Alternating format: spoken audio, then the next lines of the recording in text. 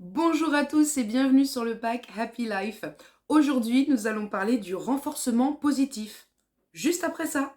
Tout d'abord, mes vidéos ne se substituent pas à un avis médical. Avant de mettre en place des outils éducatifs, il faut toujours s'assurer que l'enfant n'a pas un souci de santé qui peut influencer son comportement. Il s'agit de conseils génériques, cela ne parlera pas à tout le monde et comme chaque enfant est unique, ne prenez que ce qui vous intéresse. Le mieux reste de consulter un professionnel de l'autisme pour avoir des conseils individualisés. Vous pouvez me retrouver sur Facebook, Vanessa Sonzoni Pro et sur le groupe Pack Happy Life. Pour voir toutes mes vidéos, vous pouvez vous abonner à ma chaîne YouTube et liker cette vidéo si elle vous a plu. Si vous souhaitez que j'aborde certains sujets en lien avec l'autisme dans mes prochaines vidéos, n'hésitez pas à le mentionner dans les commentaires sous la vidéo. C'est parti!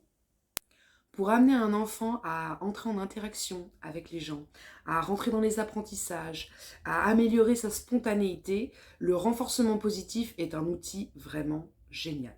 L'objectif du renforcement positif, en fait, c'est de récompenser les efforts que fait l'enfant, tout en ignorant les comportements qui sont inadaptés. C'est-à-dire, quand l'enfant fait des efforts, il a de l'attention, on lui donne de l'attention, on le récompense. En revanche, quand il a un comportement qui n'est pas souhaité ou qui n'est pas adapté à une situation, là, on ignore, en fait, il ne se passe rien. On ignore l'enfant, simplement.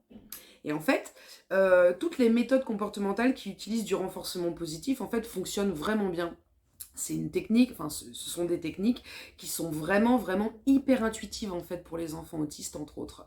Donc, c'est ce dont je vais vous parler aujourd'hui. Les méthodes comportementales, en fait, qui utilisent le renforcement positif sont parfois vivement critiquées. Du coup, je voudrais qu'on se pose un petit peu cette question et qu'on soit vraiment honnête avec nous-mêmes. Est-ce que vous iriez travailler tous les jours, vous vous lèveriez pour être au travail à 9 h le matin, travailler toute la journée si vous n'aviez pas de salaire à la fin du mois? Je ne crois pas. Alors expliquez-moi pourquoi un enfant autiste devrait, parce que nous on réfléchit comme ça, faire tout un tas d'efforts sans avoir aucune récompense, sans qu'il y ait aucun intérêt en fait au final pour lui. La seule chose qui change entre le renforcement positif et le fait que nous, par exemple, on travaille pour obtenir un salaire, c'est la durée de temps entre la récompense. Nous, on est capable d'attendre en fait un mois pour obtenir une récompense après avoir fourni des efforts. Un enfant autiste, lui, aura juste besoin d'être récompensé et valorisé dans ses efforts avec beaucoup plus de récurrence. C'est la seule différence qu'il y a en fait. Sauf que comme nous, on est obligé finalement de renforcer positivement l'enfant et de le récompenser de manière très régulière, ça pose question. Alors je comprends pas trop pourquoi ça pose question, je pense surtout qu'il faut s'adapter à l'enfant. Mais ça, c'est mon avis personnel, en ce qui concerne en tout cas le renforcement positif. Il y a des choses en fait qui pour nous, nous semblent vraiment très très simples en fait au quotidien, des choses voilà, classiques du quotidien, qui au final pour des enfants autistes demandent une très grande énergie et une très grande implication pour pouvoir le faire. Moi, je pense que contrairement à ce qu'on imagine, les enfants autistes sont pleinement présents. Quand ils font quelque chose, ils le font à fond et ils sont vraiment à ce qu'ils font. Nous, on est habitué à faire 10 000 choses en même temps. On est capable de faire la cuisine en même temps, regarder les enfants, en même temps suivre un programme sur YouTube, etc. etc. Non. Un enfant autiste, lui, quand il fait quelque chose, il le fait à fond. Soit il est présent à fond, soit il est perché ailleurs, mais il le fait à fond, quoi qu'il en soit. Donc, à partir du moment où on lui demande de faire quelque chose de spécifique, de faire un effort qu'il n'a pas forcément envie de faire, il me semble logique, voire légitime, euh, qu'on lui permette d'y trouver un intérêt. Parce que si on est sincèrement honnête avec nous-mêmes, moi, à titre personnel, j'irai pas travailler 70 heures pour gagner un demi-SMIC. Ou encore pire, pour la gloire. Donc, pourquoi est-ce qu'on demanderait un effort incroyable à un enfant si derrière, il n'y a rien qui peut l'intéresser? Non, soyons honnêtes. Si on travaille tous, si on fait tous des efforts dans la vie, c'est parce qu'on y retire toujours un bénéfice primaire ou secondaire. Le travail, ça peut être un salaire, ça peut être aussi la joie qu'on a à l'idée de travailler pour les gens qui sont passionnés par leur métier, mais on en retire quelque chose. Donc, je pense qu'il est logique qu'un enfant autiste, il a beau être autiste, lui aussi, il a besoin de trouver de l'intérêt dans ce qu'il fait. Par exemple, en ce qui concerne les interactions sociales, on sait bien que la communication, en règle générale, c'est une des vraies grosses difficultés qu'on rencontre avec les enfants autistes.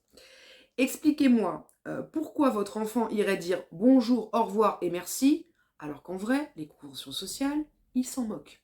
Je veux dire, qu'est-ce que ça lui apporte de dire bonjour, au revoir, merci? Il obtient rien, c'est même pas une demande. Donc si vous lui demandez de faire ces efforts-là, faut-il encore que ça ait un intérêt pour lui. D'autant plus que la communication, c'est très très difficile pour lui, et puis surtout que généralement, plus il va faire le bazar, plus il obtiendra rapidement ce qu'il veut. Donc, si vous voulez qu'il entre en communication de manière adaptée avec vous, il va falloir qu'il comprenne que ça marche mieux que faire le bazar. Sinon, pourquoi est-ce qu'il s'embêterait au final? Si à chaque fois qu'il fait le bazar, et je sais pas moi, qu'il commence à prendre la télé et à secouer la télé, tout de suite on vient vers lui et on lui dit « Ah, qu'est-ce que tu veux? Qu'est-ce qui se passe? Qu'est-ce que tu veux ?» En fait, c'est beaucoup plus facile d'aller secouer la télé plutôt que de dire Bonjour maman, j'aimerais un gâteau s'il te plaît ». Tout ça pour dire que pour un enfant autiste ou pour nous, c'est toujours une question de motivation. En fait, on a chacun des choses différentes qui nous motivent, mais la motivation, c'est la source de tout. Moi, je sais pas, vous êtes au travail, vous montez un projet au boulot qui vous demande beaucoup d'énergie, vous vous y mettez à fond, vous rendez un projet exceptionnel, votre patron vient vous voir et vous dit « Super, bien joué ». Ok, ça c'est une bonne chose. Mais si vous n'êtes pas payé à côté, est-ce que le « bien joué », ça va être suffisant pour vous? Je ne crois pas. Alors expliquez-moi, pourquoi lorsqu'un enfant autiste fait un effort considérable pour essayer d'entrer en communication avec vous, alors que ce serait vachement plus simple pour lui d'aller détruire la télé, d'accord? Si vous lui dites juste « oui, super, c'est bien », bon bah... Après, faut pas s'étonner, il fera l'effort une fois, mais pas deux fois. Si derrière, il y a un renforcement positif et que parce qu'il a eu des attitudes adaptées, il obtient quelque chose de vachement plus sympa, bon bah là, automatiquement, il aura lui aussi plus envie de rentrer en interaction avec vous. Ça semble logique. Tout comme vous, ok, votre chef, il vous félicite, vous êtes content, mais par contre, si vous n'êtes pas payé pour le projet que vous avez mené, ça va tout de suite vous saouler. Et c'est normal. Donc, effort de communication égale je suis récompensé avec quelque chose qui me plaît. Ça, c'est la base du renforcement positif. Bien évidemment, en parallèle, et on en reparlera par la suite, il y a ce qui est appelé entre autres l'extinction. L'extinction qui est le fait, en revanche, d'ignorer les comportements qui sont inadaptés. Mais ça, c'est une autre histoire. Maintenant, je voudrais qu'on parle du timing, qui est hyper important. Comme je vous le disais tout à l'heure, la différence majeure entre un enfant autiste et nous, c'est la temporalité pour laquelle on est capable d'attendre pour recevoir la récompense. Nous, on est capable de travailler pendant 1 mois et au bout d'1 mois, on a notre salaire. L'enfant autiste, lui, ça lui demande tellement d'efforts au quotidien, d'entrer dans les nouveaux apprentissages, qu'il va devoir être renforcé positivement, récompensé de manière beaucoup plus régulière. Il faut comprendre qu'un enfant autiste... si vous voulez, contrairement à nous, il a beaucoup de mal à faire le tri des informations, il est pollué par tout un tas d'informations en permanence, c'est très très difficile pour lui de savoir quel est le positionnement qui est attendu, en fait, par l'adulte. Donc, l'objectif, c'est de le renforcer positivement, de le récompenser de manière très très régulière dès qu'il a le bon comportement. Mais il faut savoir que ça se joue presque à la seconde. C'est pour ça que je vous parle d'un timing très précis, qui demande à l'adulte d'être très présent à ce qu'il fait. Parce que un enfant autiste, il va avoir le bon comportement et 2 secondes plus tard, il va avoir une stéréotypie ou un trouble.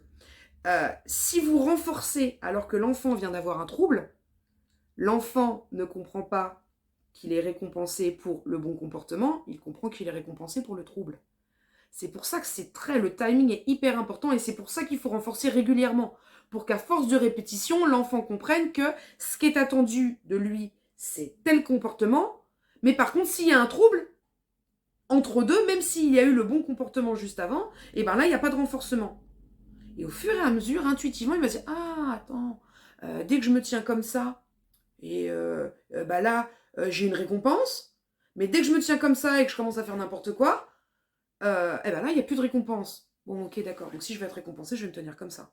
Et je ne vais plus bouger. » Vous voyez, c'est vraiment un travail d'observation et c'est, mine de rien, c'est d'une très très grande subtilité. Parce que l'enfant va le comprendre. Mais en revanche, si vous le récompensez alors qu'il fait le truc approximativement, bah là, en fait, pour lui, il va comprendre que c'est le truc approximatif qui est attendu de lui. Donc, vous vous doutez bien que vous ne pouvez pas, par exemple, faire travailler, dans un premier temps, un enfant pendant 10 minutes, parce que pendant les 10 minutes, il va y avoir des troubles du comportement, il va y avoir des choses qui sont inadaptées. C'est sûr, mais si vous lui permettez pas de faire la différence entre les moments où c'est parfait et les moments où c'est approximatif, il pourra jamais s'améliorer. Enfin, ni améliorer son comportement, ni améliorer la qualité de ses apprentissages. D'où l'intérêt du renforcement positif régulier. Le renforcement positif est vraiment une méthode qui est très intuitive pour les enfants autistes. Vraiment, ils y prennent goût et en fait, au moment où ils ont compris cette espèce d'échange de « Ah ok, il faut que je fasse ça pour obtenir ça », très bien. Alors là, ils font des efforts, ça les amuse, ils prennent plaisir et c'est un vrai bonheur en fait de pouvoir entrer en interaction avec eux de manière plaisante et ils commencent à s'ouvrir vers l'extérieur. Enfin, vraiment, c'est top, c'est topissime. Sauf que, ben voilà, il faut être vraiment très vigilant. Ça demande aux parents ou à l'éducateur, enfin à l'adulte en tout cas, d'être vraiment dans une observation très fine de l'enfant pour utiliser ce renforcement positif au bon moment pour permettre à l'enfant de comprendre ce qui est attendu de lui. En gros, voilà, c'est une façon d'éduquer l'enfant qui n'est peut-être pas qui ne correspond peut-être pas finalement aux méthodes éducatives qu'on a l'habitude de rencontrer, mais par contre, je peux vous assurer que pour l'enfant, c'est hyper intuitif et qu'il y a une facilité d'entrer en relation qui se fait avec ce support qui est vraiment incroyable.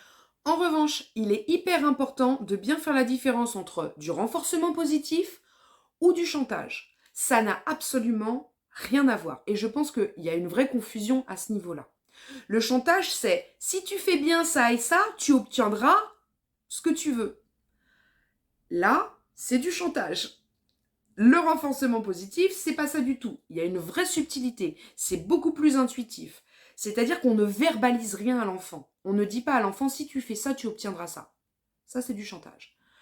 On lui fait comprendre que plus le comportement est adapté, plus de toute façon, pouf, le résultat, c'est qu'il y a un truc sympa qui arrive. Ce qui fait qu'en fait, on ne brime pas sa spontanéité.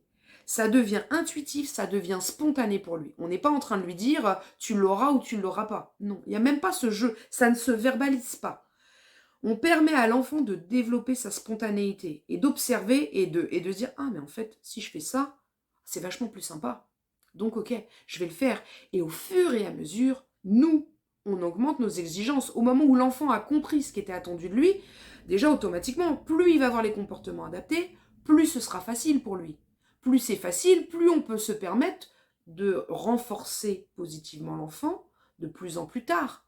On peut augmenter les difficultés en fait au fur et à mesure de ce qu'on est en train de lui apprendre.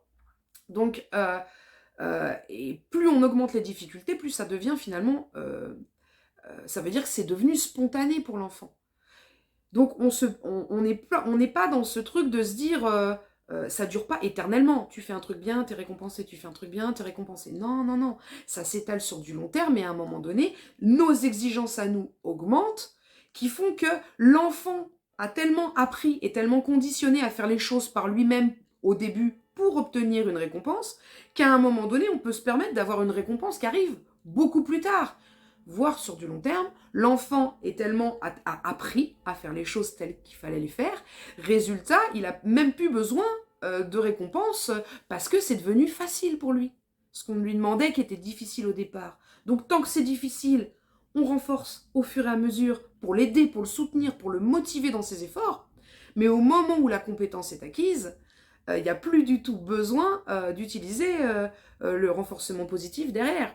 Ça peut prendre du temps, bien évidemment, il faut être patient, ça fait partie des apprentissages. Et donc, quel enfant n'a pas besoin d'apprendre, en fait et ça n'a rien à voir avec du chantage, comme je vous le disais, parce que je suis pas en train de dire à l'enfant, si tu fais ça, t'auras ça, sinon tu seras puni, t'auras pas ça. Non, ça c'est du chantage, pour moi ça n'a aucun intérêt, que ce soit avec un enfant neurotypique ou avec un enfant autiste, non.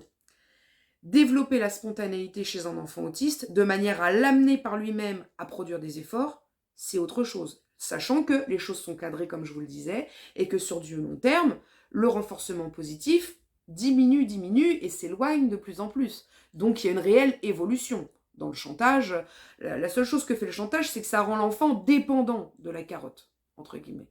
Là, non. On est vraiment dans une autre démarche, dans quelque chose de beaucoup plus subtil que ça, et, euh, et voilà, qui peut vraiment avoir de l'intérêt sur du long terme, contrairement au chantage. On récapitule. Le renforcement positif est donc une méthode qui permet en fait de renforcer, de récompenser l'enfant pour toutes les petites micro-actions qu'il fait qui sont attendues de lui, donc dès qu'il a un comportement adapté, ce qui lui permet de maintenir sa motivation, de développer progressivement sa spontanéité et surtout de faire en sorte qu'il prenne plaisir à entrer en interaction avec nous et à rentrer dans les apprentissages. Ensuite, il est très important de renforcer avec le bon timing. C'est-à-dire que l'enfant étant stimulé de tous les côtés, il est important de renforcer uniquement les bons comportements et pas forcément les à côté. Si vous attendez trop longtemps avant de récompenser, de renforcer un enfant, là, en fait, vous le perdez dans le flot d'informations. C'est pour ça qu'il faut récompenser l'enfant de manière très très régulière pour des actions ciblées. Et donc, pensez à bien observer l'enfant pour pouvoir le récompenser au juste moment. Ensuite, oui, le renforcement positif est un système qui est évolutif, qui permet à l'enfant de développer sa spontanéité et de rentrer dans les apprentissages pour pouvoir progressivement enlever ce renforcement positif, le faire diminuer. Et ça n'a rien à voir avec le chantage qui lui rend l'enfant dépendant d'une récompense. Bien faire la différence. Voilà, je vous souhaite une bonne journée, je vous dis à très vite.